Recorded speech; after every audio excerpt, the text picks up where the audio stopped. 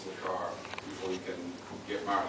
So, this made life a lot easier for so many people. Now, again, I want to kind of reiterate, I'm talking about the urban kind of people in, I guess, mostly Damascus and Aleppo. For the most part, the people in those cities do not want change. They have been dragged into this revolution. They were happy enough the way things were. They didn't have free speech. They couldn't say what they wanted on the streets or in cafes or in restaurants. But, that was fine. They were happy not to have these kind of, for the most part, I really want to generalize here. They were happy with what they had. They had peace and quiet in their streets. Their kids were in schools, they had cars, they go to cafes every evening and so on. They were relatively happy. For them, the revolution has been a disaster. And for them, and for many, many people I know in Syria, the revolution to them means power outages, higher prices for food, far worse security situation. And just, I guess, on both parts, this bombardment of media information from the regime and from the kind of regional channels, I guess, Al Jazeera and Al Arabiya for the most part. So they're being bombarded by these two kind of opposing messages for the most part.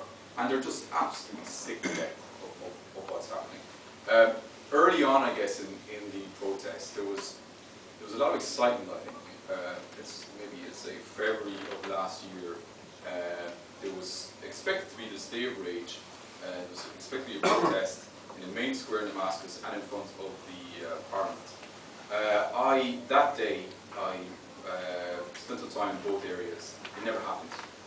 And I think from that point, for a couple of weeks at least, people felt there was going to be no revolution in Syria. In the beginning, the first few months, you had this opening up of debate about politics, about what should happen, should the regime stay, are the regime's kind of reform efforts, is that enough, is it okay? And, what was happening in Der'a in the early few days, in Banyas and in Latakia, the first kind of few weeks and so on. As the kind of revolution has continued, and more of us go into what is clearly a civil war, people's attitudes and people's opinions have hardened. So someone who sets himself out at the beginning of the revolution that they are with the opposition or with the protest movement, do not, generally speaking, speak to people who support the government. And people, both sides have got very, very good reasons for wanting to support one or the other. Some people want stability.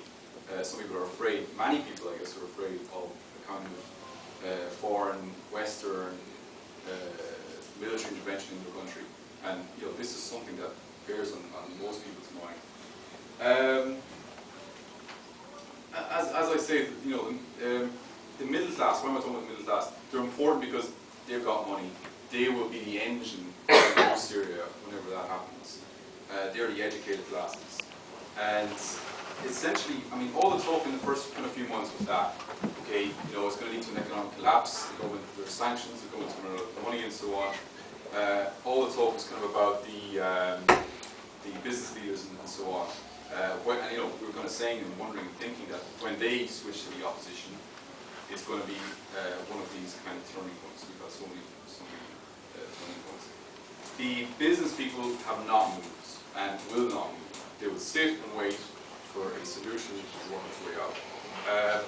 Someone I interviewed for my book, he's a very prominent Syrian analyst, he said that, he made a very good point, he said, the Damascenes and for the most part the wealthy people in Aleppo, I guess, will not get involved in the messy kind of issues that go on with a revolution. They will come up with a political solution in the aftermath. They will come up with political governments. They'll get the economy back working and so on, but they will not get involved in the revolution. He said this, I think back in May of last year, and it is becoming increasingly clear that these kind of population groups will not want and part of the revolution. It's only really becoming clear, I think, in the last couple of weeks that we have had some reports, I think, from Martin, The Guardian, and some others are saying that, who spoke to people, who said that, we don't like the governments. We know what they're doing is horrible in many parts of the country. We don't know what the rebels hold.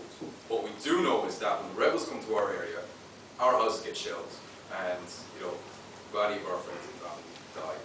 And inevitably, I guess, in any war, unfortunately, it's the civilian population that suffers. But I think this is it's creating a new kind of precedent in that lots of more people who were sympathetic, at the minimum I guess, they were sympathetic to the Free Army and the rebels, are no longer that way anymore. Because they see basically, first and foremost, we want security, we want our kids to be safe, we want electricity and water and bread. And for them also, this is what the revolution is. It's slowly becoming. I guess it's obvious that the rebels took up places in Damascus and in Aleppo where locals were sympathetic to the rebels' cause. But there's a huge gap between people who demonstrate on the streets, who come out of prayers every Friday, and so you want to fall the regimes. There's a huge gap between that set of people and these rebels. And for the most part, the rebels are not from these areas. Certainly in Aleppo and certainly in Damascus. And that is why you have to be able to kind of take control of these areas. I think it was 3 or 4 days where you had it was fighting in Damascus before they were kicked out. Aleppo, you have some stalemate. I think the main reason for the stalemate in Aleppo is that the regime is afraid to send in its own soldiers in case they defect.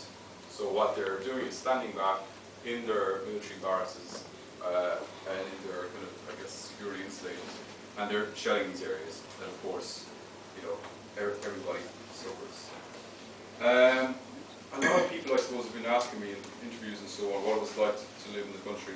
It's a very, very strange thing to see a country, fall apart.